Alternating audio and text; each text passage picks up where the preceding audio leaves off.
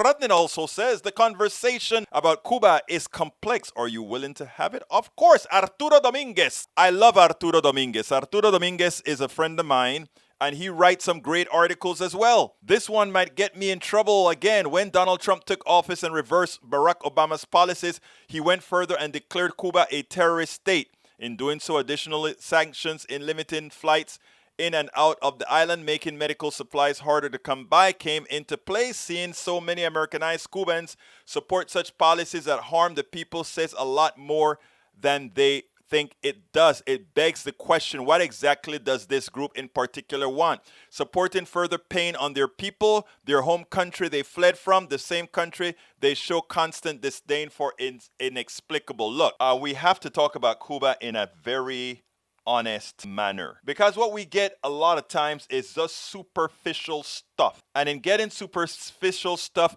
we are doing very little for the American people. It is very easy to take the position, Cuba, communist, no good, end of story. That is the easy way out. I am not going to take the easy way out. Cuba is a serious story. I'm not going to go into complete details. You can go watch Cuba Libre on Netflix or look up anything you can find on Cuba on Netflix, because they have some good documentaries there. I remember a lot of the Cubanos in Florida are Republicans, but the younger Cubanos in Florida are later immigrants and also very democratic, meaning very progressive. You have to realize what Cuba was all about during the times of Batista. During the times of Batista, people were, it was a capitalist, as you want, do as you please in Cuba.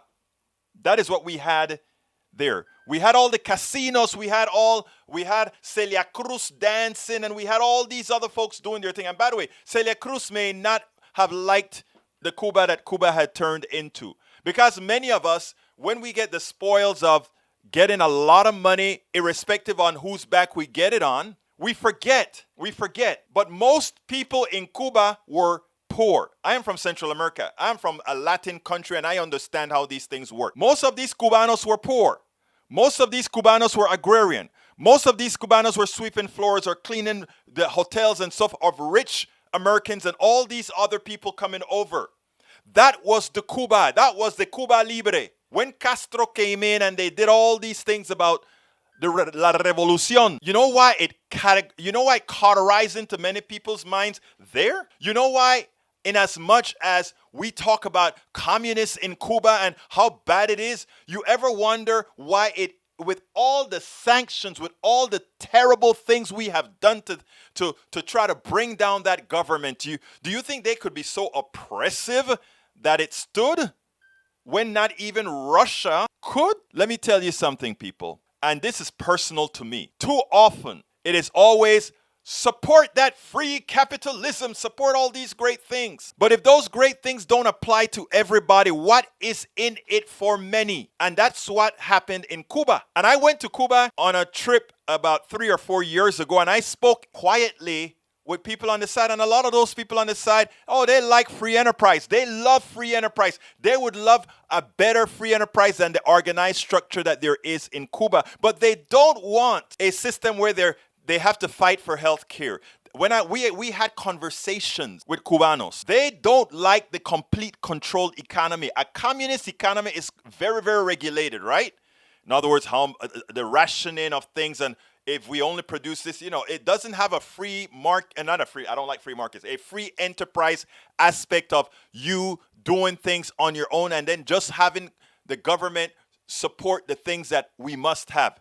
Education, healthcare, energy, that kind of a stuff. They would love the free enterprise plus the part that the government controls. The kind of government that I know most Americans love when explained in detail in not some capitalist notion. That's what I'd love. So is Cuba great? No. They don't like all that control about how much bread you can have or how much frijoles you can have. But I tell you, people who looked like me specifically, people who looked like the Arawak, people who looked like the indigenous in Cuba, they were at the bottom of the totem pole. They were never made into engineers, doctors, lawyers, etc. What did capitalism do for them? They never had growth potential. Just like in America, oh, they wanted black people and these other people to be there to entertain, there to clean, there to keep everybody happy, but not professionals. When Castro came in, came to the United States. They wanted support. We could have had a good democratic socialist country as a neighbor, but we wanted to keep what we had, the type of government Batista had, where all the criminals, all the people who took advantage of people, all those storefronts could come to Cuba and exist like Las Vegas. That's what they wanted, laissez-faire capitalism. Who cares about the people? That is what they wanted. You don't hear that story about Cuba when you talk about the Cubanos in Florida. The problem with a lot of the Cubanos in Florida is that's the old money, the old oligarchs who controlled the rum business, who control the sugar business, who control the plantain business, who control the banana business, with the slaves, antiseptic slaves, that continue to mine everything. That is the reality. Nobody wants to talk about the reality of what really occurred in Cuba and in several Latin American countries, in Venezuela, etc., etc. Oh, it's just these tyrants that come and want communism. Ask what's beneath that. If you are here in America, you so far with the inception of America, where we still have good racism, but where a big amount of people live fine. Because, again, they weren't the lower ends. So let's be clear here, people. If we really want an egalitarian and equitable society, if we really want great neighbors that practice good democracy, we shouldn't lie to our own. And we should also try to learn the truth. It is so important. I even heard a Cuban said, why not go ahead and invade Cuba? A Cuban in Florida said that. Shed blood. Recover the land that was nationalized. There was no virtue in Batista pre-1959 Cuba, or whatever the date the revolution was. There was nothing nice for most people. There was always a great place for Americans to go and do a whole lot of bad things, go and gamble, go do all these things while they were served by people that looked like me, while they were served like people that looked like the Arawaks, while they were served by people that looked like the mestizos y todos los demás. And then came Castro. You know why Castro made a difference to them? Castro made a difference because they finally said to other people, tú tienes dignidad. You have dignity. You can actually grow into something. And now Cuba, as poor as it is, as embargoed as it has been for decades, they stopped being propped up by Russia, meaning Russia wasn't buying their sugar anymore or anything, and they're about to go into the abyss. And by the way, I know there's corruption, there's all of that. Above and beyond all of that, what happened? They send their doctors to Venezuela. They send their doctors to Angola. They send their doctors to all parts of Africa during Ebola, during all these other things. They've developed great drugs for cancer, even as they are under attack for over 60 years by the biggest country in the world. I am not a pro-Castro guy.